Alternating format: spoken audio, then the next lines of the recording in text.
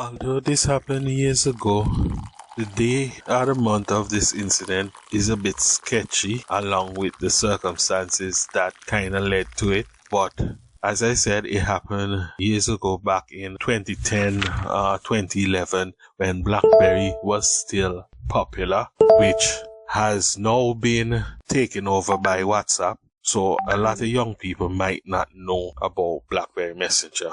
But at the time where this story took place, I used to have two successful BlackBerry group. Whereas in this group, a lot of talk just happened. A lot of created content used to be shared within the group itself. Even personal pictures. But that is not where the story is heading or about today. Can we give you an idea why these groups were popular? These groups are popular because back in the days, I was tech savvy and I used to be on a lot of sites. So I had access to a lot of pictures from these sites, and not everybody that owned the BlackBerry know how to access these pictures like how I access them. So my picture library in my BlackBerry used to be filled with these images. Sometimes I would just forward them straight to the group. What makes it stand out was, whereas a lot of people were sending images to the group, although they were great, they weren't as high quality as what was shared in my group. So much so that people from my group used to forward the pictures and them to another group that they were in.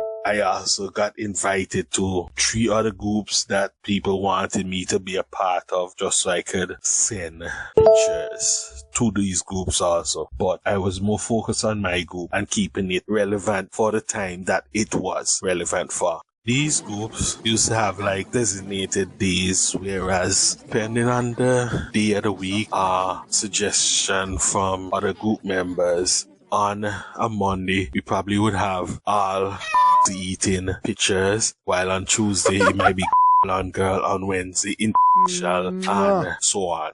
We used to have voting, whereas other group members will vote and say, this is what we're going to do today, and I would facilitate, meaning give the group members what they wanted on that particular day. So the group was always hot. So much so, these groups were at the fullest. So I'm not sure how many people could be in a group at the time. But say for instance, it was 20 or 30 persons that could be in the group at one time. These groups were always full. That's why I said I had one. I had to open another one so I could cope with the traffic that these groups had. It's funny thinking back on it because sometimes, although I had 2 groups, some people wanted to be in the 2 groups. I don't know what sense that makes, seeing that the same thing were being shared pretty much by me in both groups. But far from the point.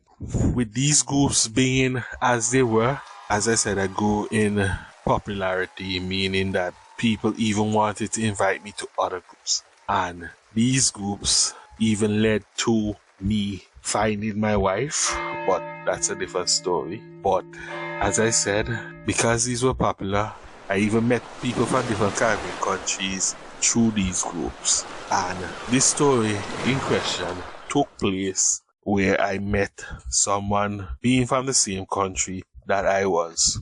The circumstances that led to me and her meeting was directly in line with her being in one of my groups. When I spoke to this girl outside the group, even in person, she used to tell me about her having her woman. If I was to put it in context, she would be the equivalent of a stud, meaning she's more boyish, but she used to chase a lot of girls. So as I said, she keep referring to her woman. I am not gonna lie, seeing her show me a picture of this girl, not no X-rated picture, like a normal picture, like a selfie of this girl. On a scale from 1 to 10, she was probably an 8 or 9, meaning full of curves and everything. Got those kind of firm sticker. But although she had a lot of pacing, that kind of threw me off. But at the same time, even if I had to hit it, I would have hit it. And I even spoke to the girl that I was speaking to and said, hey, we can link up and have some. If her girlfriend is not down, we could do a one-on-one. Because I'm not gonna lie, who doesn't want having two girls in their bed at the same time? Although this will never happen between me and this girl. Couple months into me and her talking, and it was always like a competition between me and her. She would tell me her stories, and in telling me her story, she used to inflate them, meaning exaggerate.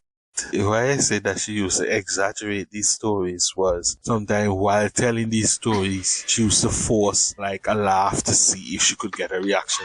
Which at the time, I was impressed whether or not she inflated it. Not only would she talk about these stories, she would actually bring her receipts, meaning that she probably would show me text conversation between her and one of these girls, or even go as far as showing me pictures that the girls would have sent, which in return, I show her the same.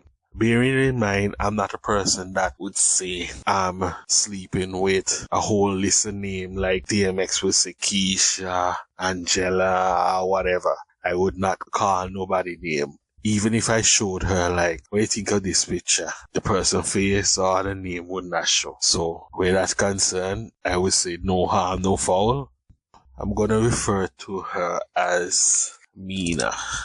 Mina used to tell me that she had white liver, which is a Caribbean term for someone with a high sex drive, which I used to tell her that I was the same. So basically, when she told me that, I told her, yo, let's test each other out, if you want to put it that. Because, as I said, she giving me her numerous stories. I was fascinated. So much so, I was like a kid on Saturday morning watching Saturday's cartoon. That's how much of my attention she had held at the time. I was excited when the day finally came when she said, hey, I'm going to give you a chance to see what you can do. Although I was excited, at the same time, I had some doubt in my mind because I wasn't going to fully commit, meaning that, yeah, she told me yes, but because she was very playful at the same time, I didn't want to take the chance and say, oh, going full on committed into the day going down, and she would come back and say that she was joking or whatever. So I went in with some doubts. Although I went in with the doubts, I was fully ready to take her to the destination. I promised her that anytime me and her hooked up, it was gonna happen. It seemed like destiny had something else planned for me that night.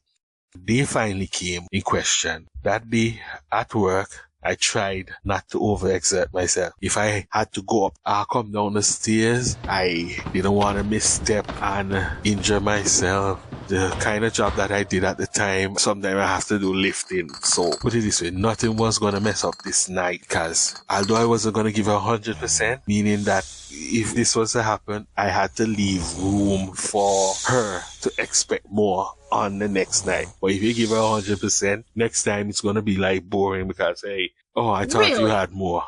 That's the confidence that I had going through that day. But basically, that day, I pretty much fasted for the day because I didn't want to feel bloated. Because, as I said, I was all hyped up. I wanted to make an impression. Call me the bedroom bully, which is a term for a man or woman who handles a business or dominates in the bedroom. That was the mindset I had for that day. Fast forward to the afternoon. I barely eaten for the day. Decided to get something light and even got drinks. I can't remember exactly what I got, but I know it had to be something strong. Probably rum and coke, because the effects that I felt after drinking said that the percentage was high in alcohol for what I was drinking. I spoke to Mina, confirmed that she was still coming.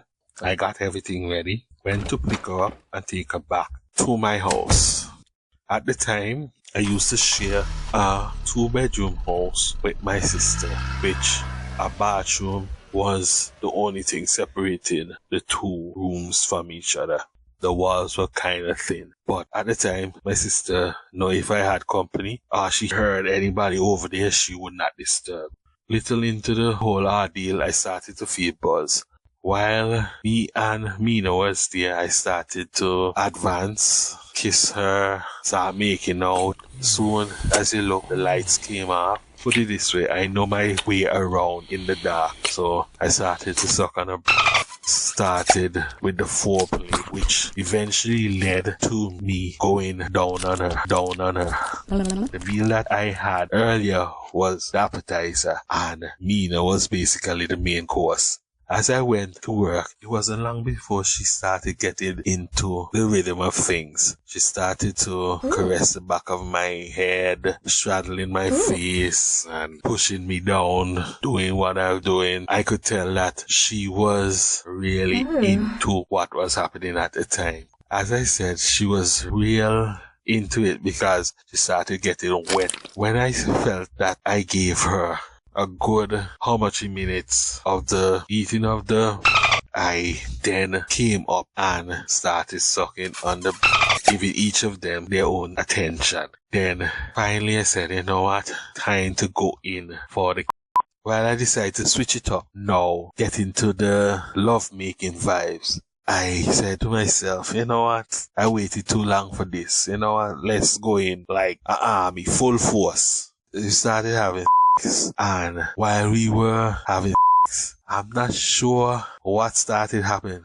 All I knew that 10 to 15 minutes into it, meaning that from the time it started, maybe a good 25 minutes had passed and we were in a full-on episode. Mina was like what she described, meaning that she was a trooper just like me. Me getting into it, as I said, I wasn't going to take my time. I went in full force. All I know, like couple minutes in, my heart started beating rapidly in my chest. Bear in mind, I didn't take no kind of farm enhancement pills. I had no need for that because, trust me, even if you shouted the word sex to me, I would get turned on. So when I felt that my heart was beating so fast, I immediately started to panic. And in my panic, I decided to stop. That was my mistake. I decided to just stop midway.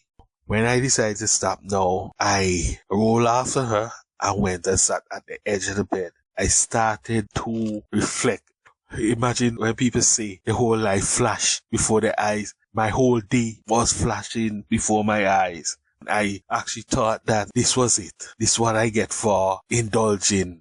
At one point, I was there sweating. I started blinking my eyes fast. And every blink, it was like darkness. Bear in mind, although the lights were off, it wasn't that fully dark. So, me blinking, I seen all darkness. It was like a cartoon episode when somebody comes and like, maybe probably hit you over the head and you're seeing stars, those little birdies. That's how I felt at the time. I was there, I lied down a few seconds, then I was back up, and then I lied down a few seconds, and then I was back up. I was like I was in the gym doing sit-ups. Then a good couple minutes had passed. Trust me, I thought I was having a heart attack. So much so that when I actually started to regain my composure, I could see the worried look on Mina's face.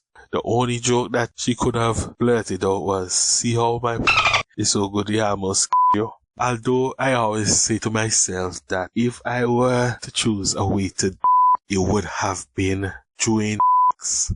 You know that phrase that they said, I'm too young to die? That was me at that moment.